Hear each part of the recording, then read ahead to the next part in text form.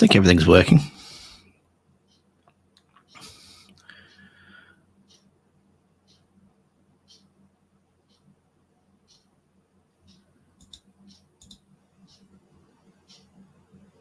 He says everything's working, although it doesn't look like him. Am I live?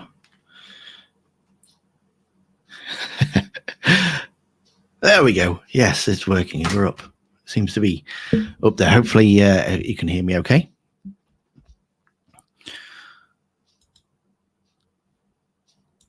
First live stream, and it's already gone wrong. Managed to schedule it for 4 o'clock instead of 6:30. So probably people turned up at 4, and then I was like busy cooking dinner. But there you go. So hello. This is going to be a first of I think like a regular Sunday night, just for half an hour. I'm thinking we'll probably pick out a couple of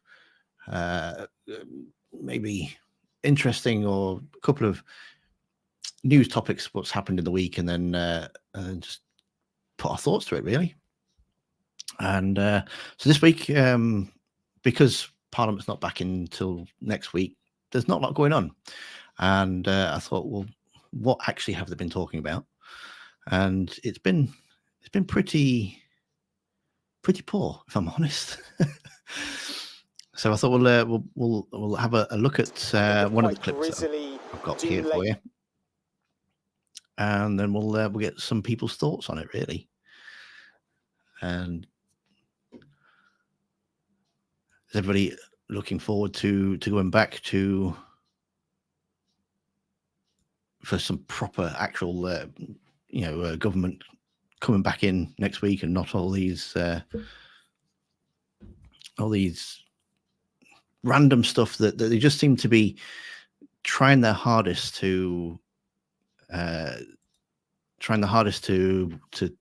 find ways of attacking the government just for the sake of attacking a government. And it's just really pathetic. And this is like the first one that I wanted to show. You have to excuse me. It's my first time doing a live stream, so I'm a bit apprehensive of what's going to go, what's happening. So it was right at the very end of the news segment here, and they're talking about the painting. So if you don't know what's happened, is that Keir Starmer has moved the painting of Margaret Thatcher from the study into another room. So when he goes into the study to work and to make decisions on the country, he's not got this great big portrait of Margaret Thatcher hanging above his head, which could understand, really. I mean, if a Conservative Prime Minister came in, do you really think he's going to keep a giant picture of Keir Starmer, just sitting there, or Tony Blair or something like that? They're going to move it. They're going to make it their own. But they seem to think that that is newsworthy. So, and the minister here, I can't remember what her name is now, but she really proper just slaps them down. Maggie Dartboard. Look at that. Oh, here we go. Look. Hey, I can get your comment up on screen. So yes, Maggie Dartboard would sell well, actually. It wouldn't surprise me if it was just out of shot. So yeah, let's see what she had to say. To vaping when they weren't going to start in the first place. But the real damage comes from tobacco, and that's why when we were last in government, we took.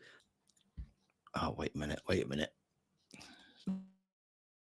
Look at this. See, a proper novice. There we go. Right. Enormously important action. Now you should be able to hear smoking it. Oh, you can hear it fine. Okay, wonderful. Maybe you didn't need to do that then.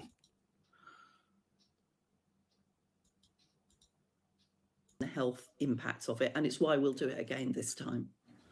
Can I just ask you about Margaret Thatcher's portrait? Keir Starmer's biographer says that the Prime Minister has taken it down from its room in Downing Street. Should he have done that, do you think? I think he's hung it up somewhere else, hasn't he? As far as I'm aware. Look, Yeah, Yeah, has which he? is fair. I mean, a kid at the end of the day, he's not taken it down and thrown it in the bin, has he? He's just picked it up and moved it somewhere else so he doesn't have to look at it. Starmer can't win, can he? Because a few months ago he was being criticised for talking about what he admired about Margaret Thatcher, and now he's being criticised for moving her portrait.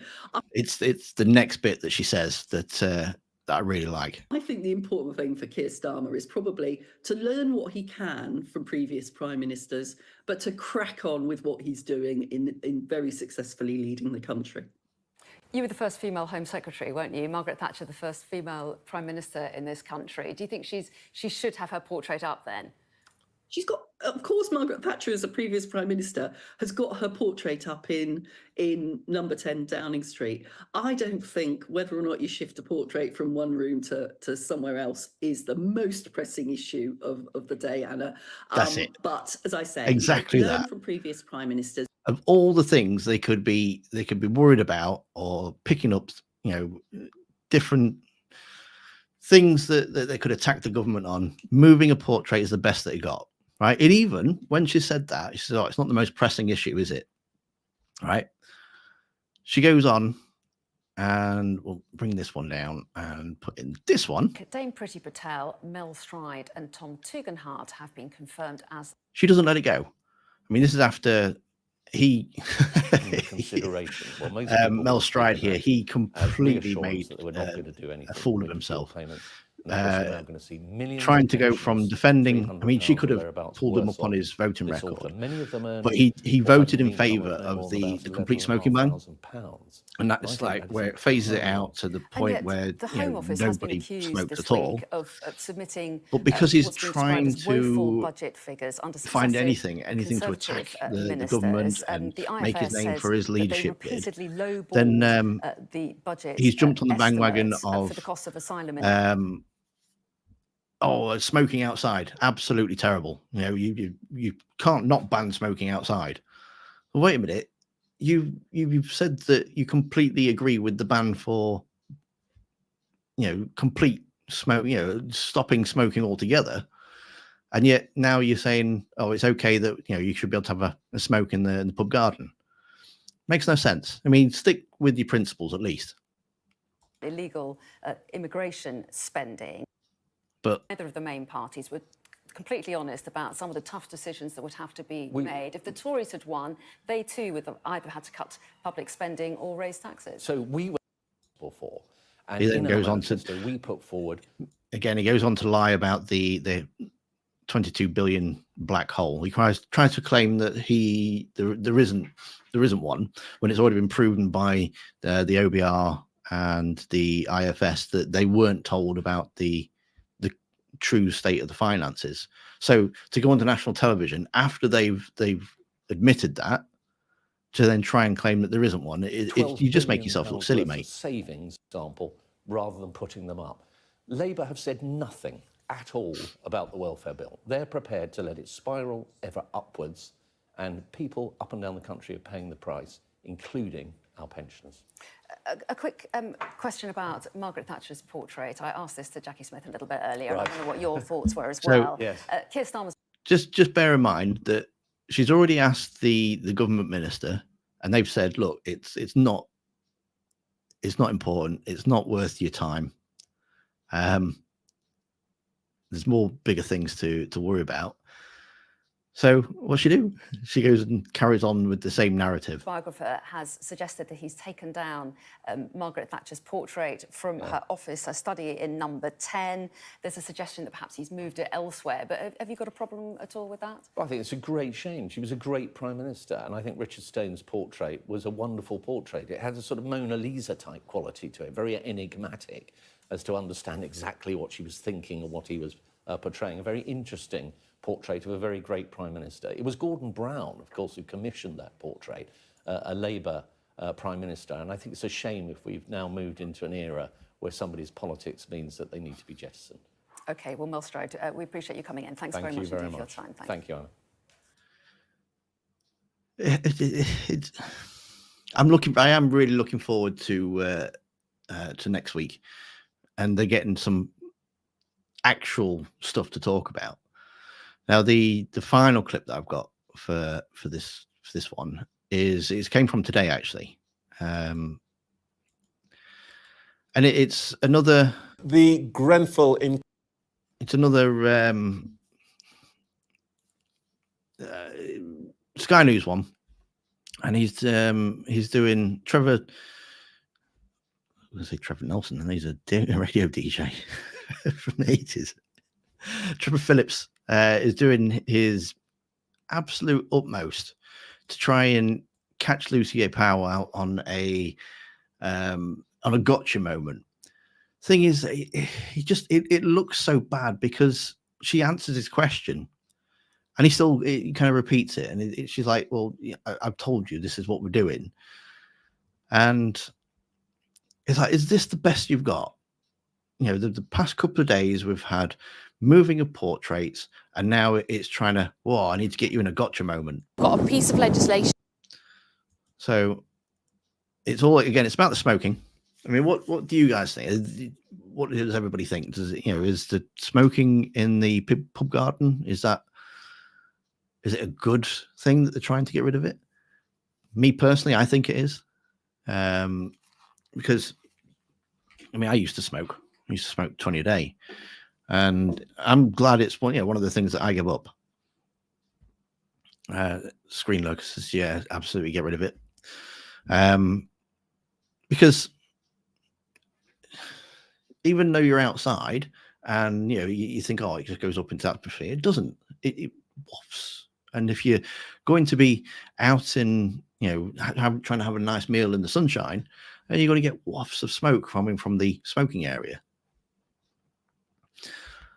And yeah, I mean, it shouldn't be legal. There is literally no benefits from smoking at all. So I don't understand why they haven't got rid of it sooner. It's probably because the amount of tax revenues they made in it. But on the flip side of that, yes, all right, you make a lot of money on the tax revenues, but the amount of healthcare and the national health, the NHS bill, because of the causes of smoking, must surely outweigh what they're getting in tax revenues for it. So I think what they've said as well, it is literally smoking. It's not vaping. So they're trying to, you still use vaping as a way for getting people off smoking. So this will literally just be, smoking in pub gardens. But boys, hundreds of thousands of people is going to contribute to growth, which you said is your central objective. As you say, such measures to extend some of these issues around smoking will be done in full consultation. Here we go. Look. So he's trying to hardest to get her to say, yes, we're going to ban smoking in pub gardens.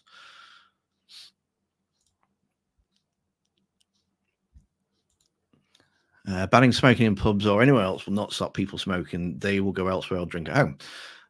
There are more pressing issues, yeah, absolutely. And what their biggest argument at the moment is that stopping the smoking in beer gardens and that, it's going to stop people going to the pub.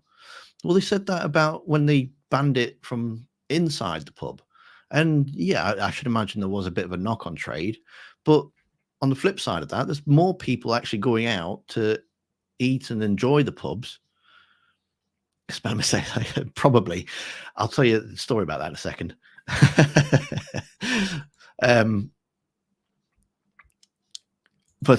Yeah, so yeah, if they can ban it from inside the pub, and pubs, all right, I know there's quite a few that have been closing down, but I think that's probably more to do with the pandemic than the offshoot of the pandemic, rather than it being the fact that people can't smoke in there anymore. But if you can, pubs can survive. They had to adapt, obviously.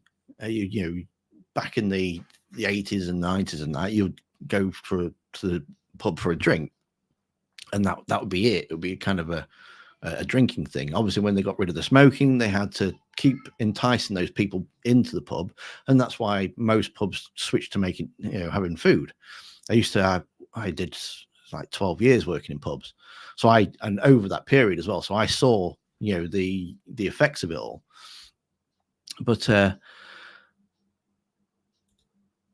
pubs died when they banned. Yeah, well, that's it. They had to adapt. But I don't think if the ones that have survived from banning smoking in pubs and adapted now, I don't think they will. I don't think they'll suffer because they've already adapted their business model. The ones that still think that they're just a drinking establishment and they're all right, they have to go out for a smoke. Yeah, it could affect them, I suppose, because people are just going to go, stay at home. But on the flip side of that, probably just go across the street. You know what I mean? They'll find a way.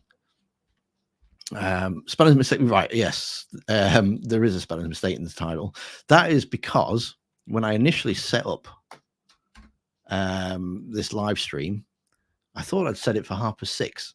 So I'm getting all sat down and I'm thinking I've got all my clips ready and kind of I've been bit nervous first time doing a live stream and saying hello to people, and I want to try and get to know you guys a bit more on a personal level, and trying to change things up for the channel and stuff.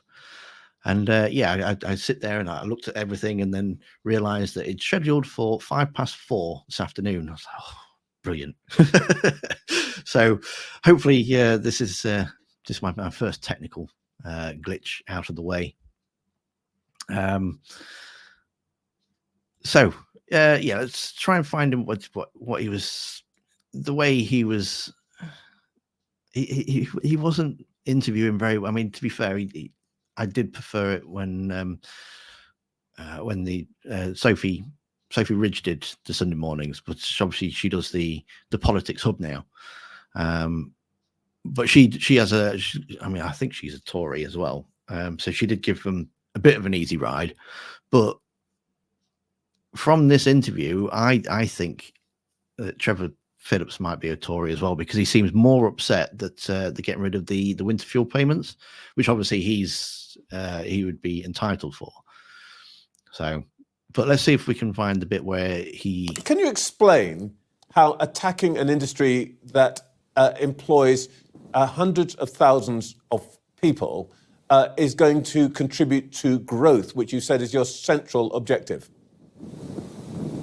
Well, look, we're certainly not attacking the hospitality industry. We support the hospitality industry. It's vital to our communities, our high street, our economy, as you say. And look, I mean, I'm not going to preempt what is or isn't going to be in a future piece of legislation. But what I would say is that any such measures to extend some of these issues around smoking will be done in full consultation with business, with hospitality business. We will work incredibly closely about how we would tackle such issues. Right, see, that's fair enough, isn't it? Okay, yep. I can't tell you what's going on in the budget because that's the Chancellor's department. But whatever we do, we're not just going to say, right, we're going to be authoritative and that's what we're doing. They're saying they're going to work with the companies and with the industry, which at the end of the day is probably going to come down to the fact that they're going to implement it, but whether they do it on a gradual phased thing or whether it comes as a outright ban, that's probably what they'll discuss with them. Only interviewer should be Victoria Derbyshire. She's absolutely spot on.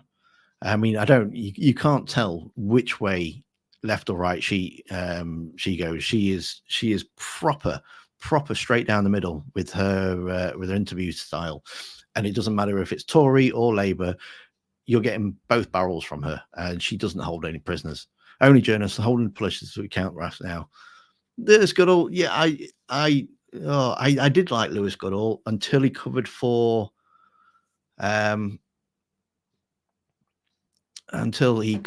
James O'Brien, and then he got Owen Jones on as a independent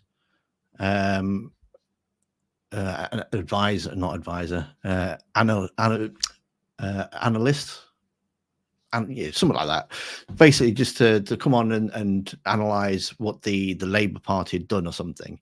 I was like, well, this Owen Jones, he was a Labour supporter, and he takes any opportunity to trash Labour's record. So it was like, well, did you? It's not really, you should have got someone on that is truly independent rather than like a Tory shill. So, but that's just where the way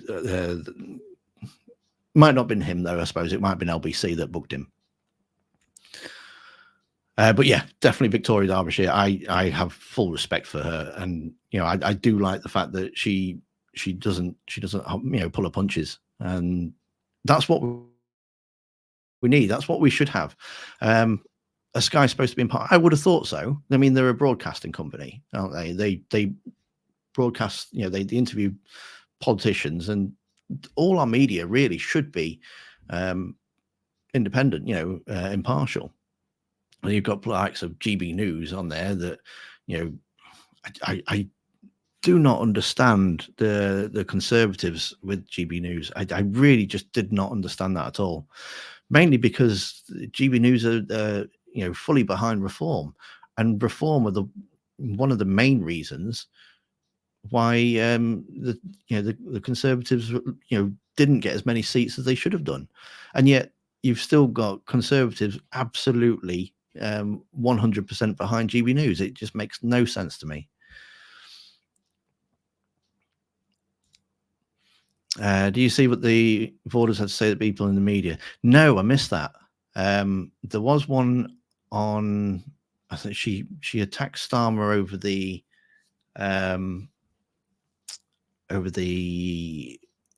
winter fuel payments, which I still want to have a look at, because I don't know which side she sits on that. I'm a bit 50-50 on it. I with the winter fuel payments, I get it that on one hand you've got the people that are struggling and definitely need it, and then on the other hand you've got the people that don't need it, and it's been a nice little bonus for them. So why should we as taxpayers be paying for the people that don't need the winter fuel payment, and why should they still be getting that benefit? It's the people in the middle. That's the problem. That's the tricky area for me, because there's going to be people that don't have a lot of money but don't qualify for the benefits, and they're going to be right in the middle, and they're going to be saying, well, you don't meet the threshold to get the winter fuel payment, and then you don't meet the threshold to get the personal independent payment, or whatever it is that they're wanting to. So yeah, as long as they sort that bit out and make sure that the people that do need it get it, and the people that don't need it, then I'm fine if they take it off them. My father-in-law is absolutely fuming, but then he's a Tory supporter, so yeah, he's looking for any excuse to have a go at Labour, and now he's going proper mad that he's going to lose £300 worth of winter fuel payments. If he doesn't need it, he's just sold his second house that he's had for years. But you know what I mean? At the end of the day, the way they haven't. So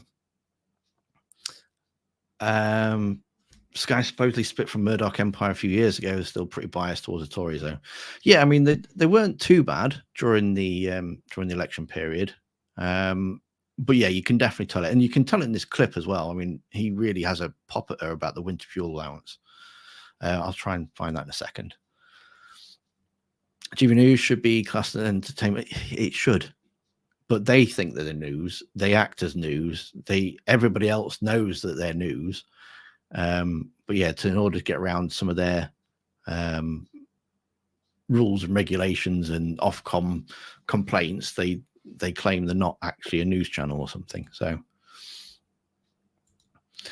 might be another statistic here, but it seems to be a typical scenario of targeting either the older or younger generations, when in reality a focus should be addressing wealth. Absolutely. No, absolutely.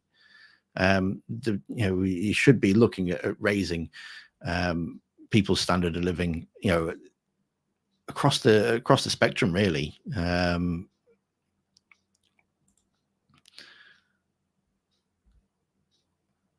Oh, sorry. As if frozen for anyone else. It shouldn't be. I think it's just because I've paused the video, so I apologise for that. So, yeah, what was I saying? What did she say here? Oh, yeah, it was basically the Chancellor's decision. She's not going to go into it. And, yeah, but that she's going to work with, they are going to work in consultation. Okay, so... But he doesn't like that answer. He doesn't take that answer. Consultation with business, with hospitality business. We will work incredibly closely about how we would tackle such issues and implement any such measures should they come forward. And the hospitality industry can be assured of that. And that's what we did when we banned smoking in public places indoors in the last Labour government, which actually has led, all evidence showed that actually led to an increase in people attending pubs at the time. But what they are wondering about, and what I'm asking you about, is the idea that you would ban smoking in the open air. And from what you have just... But like I say, it's not... Yeah, all right, you make it sound as, oh, it's in the open air. But it's not in the open air, is it? Because it lingers and it drifts with the wind. Said, it seems to me that you're pretty clear that you are moving to that outcome. Is that correct? Well, look, as I've said to you, we've got a piece of legislation that's still being developed that's mainly based on the legislation that was brought in by the previous Conservative government, because there has been this consensus for some time that we want to get to a situation where people no longer smoke, and that's why increasing the age at which you can buy cigarettes is a key part of that. We also want to tackle this scourge of vaping, by the way, which is real blight for many we know about people. the past measures, but see, she's answered his question again. That's where we're going to get to. We're going to get to a position where people don't want people smoking. So yes, that's what they're going to be doing. I'm really just asking you about what you plan in relation to smoking in the open air. Just are you in favour of banning that or not? Well, as I say, should any such measures come forward in the future, and we are looking at different ways that we can achieve this collective ambition that I think we have, I'm sure everybody shares, because the deaths that come from smoking, 80,000 deaths that come from smoking, the impacts on the health service, not just from deaths, but from cancer and other diseases, the impact on the economy, on people's lives, people's ability to work. You know, these are really big issues that we need to tackle. But I can assure the hospitality industry and you that any such measures would be designed and would be implemented and would be considered in full consultation with licensing authorities and with businesses, and we will work together if we want to bring forward such measures. Okay, so that's clear, that's in the prospect. Can I ask you about one other thing which you actually you've made a decision about, and that is that there will be a... So here we go. This is the bit where you can see he gets really annoyed about this because he's losing his winter fuel allowance. He doesn't need it. He's a presenter on Sky News.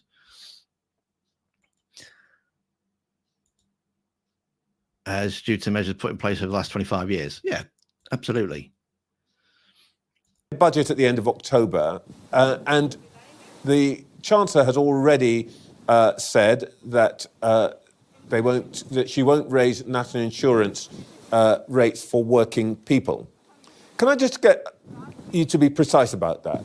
Does that mean that you will keep both employee contributions and employer contributions at the current rate, or does the Chancellor's pledge only mean...